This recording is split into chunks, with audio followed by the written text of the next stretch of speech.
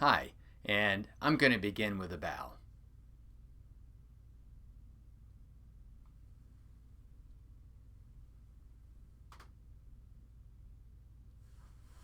Welcome to Unit 3.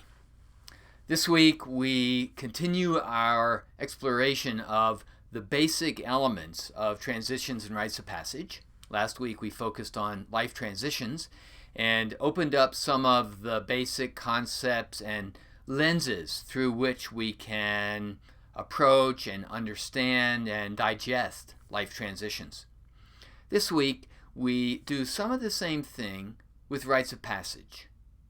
So we'll look at some of the core concepts and fundamental ways of looking at rites of passage. It's a lot of material this week, and I don't know whether I should apologize for that or not, but maybe I can at least explain how it developed the way it did.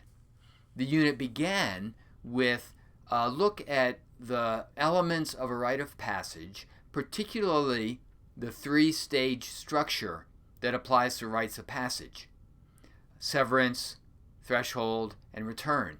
You recognize that, of course, as being the same three stages that apply to life transitions. So right here I want to add a question in for you to contemplate, to ponder, to carry into the discussion, which is the similarities and the differences between transitions and rites of passage. They're not the same, and yet they do have this overlap from their deep structure.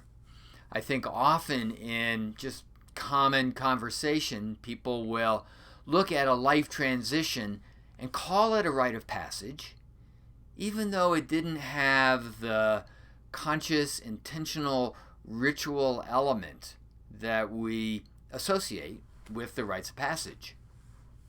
So I would like to suggest that not all transitions have a rite of passage associated with them. In fact, I think most don't.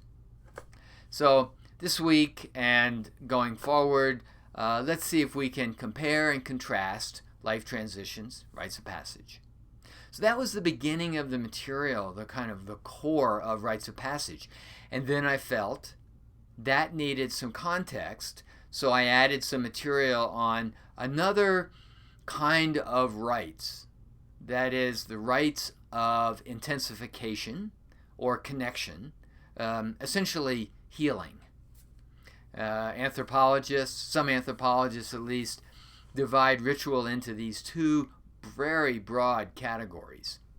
And I think that will help us see what a rite of passage is by holding it up next to the rites of connection or intensification or healing.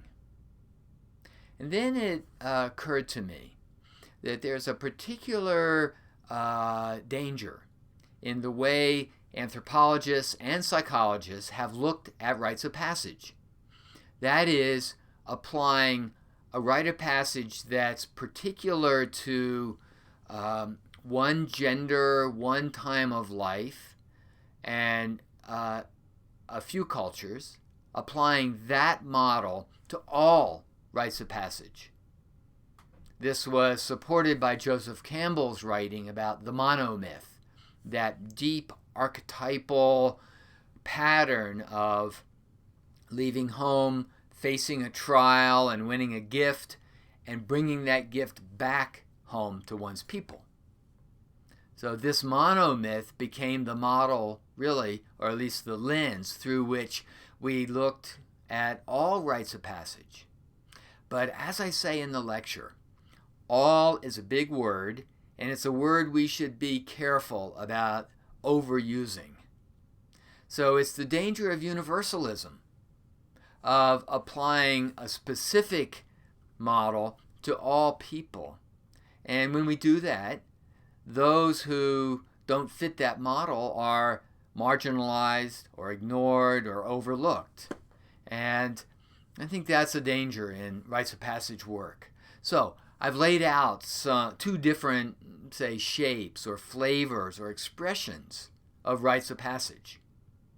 Now, truthfully, I think both of these shapes of rites of passage stem from the same deep structure. I still think severance, threshold, and reincorporation applies to both of these, to all the models of rites of passage that we know about. But they are expressed in different ways. So I'm hoping that that material will help to unfold and open up your understanding of rites of passage. So rites of passage, a bigger context of two different rites of intensification and rites of passage, then some deeper digging critically into the way we understand rites of passage and how universal they really are. And finally, I felt we needed to have some broad view about ritual itself so that we could then move into two kinds of rites and then specifically into the rites of passage. So I want to account for how much material there is this week. I hope it makes sense, and I hope it's helpful for you. Two particulars about the course. One, I want to remind you about the reading assignment that's due, the review that's coming up soon. Check the syllabus for the details.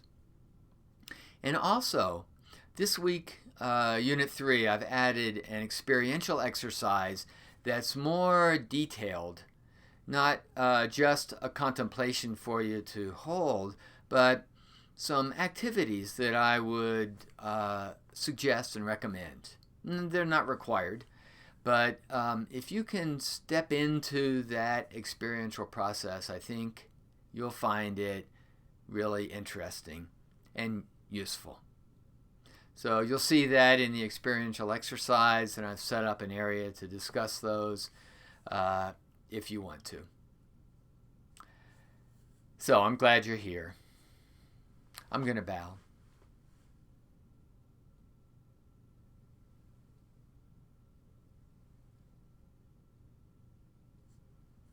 I'm looking forward to being online with you this week. Bye for now.